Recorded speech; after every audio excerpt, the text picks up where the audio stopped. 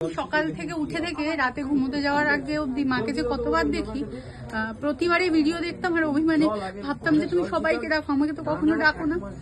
তো এরকমই বলতে বলতে একদিন আমার এত পায়ের গোড়ালির হাড় বেড়ে গেছে, একদম হাঁটতেই পারতাম না, মানে এত কষ্ট হতো সকালবেলা উঠে হাঁটতে।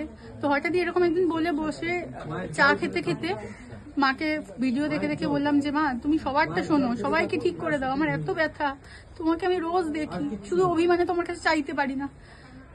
বলে চাটা খেয়ে নিচে নেমেছি, অদ্ভুত ভাবে আমার পায়ের যন্ত্রণা যে কোথায় চলে গেল আজ পর্যন্ত সেই যন্ত্রণা আমি অনুভব করিনি, আজ পর্যন্ত।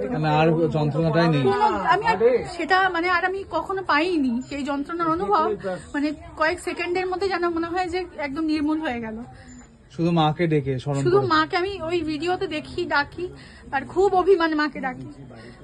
আজকে মা আমার প্রায় প্রথমবার এসছি আজকে মাকে, মানে আমার প্রায় 7-8 বছরের একটা কাজ, অনেকবার বাধা পেয়েছি, মা সেই কাজটা আজকে আমার দোরগোড়ায় এনে দিয়েছে, এখনো পূরণ হয়নি, দোরগোড়ায় অব্দি এনে দিয়েছে।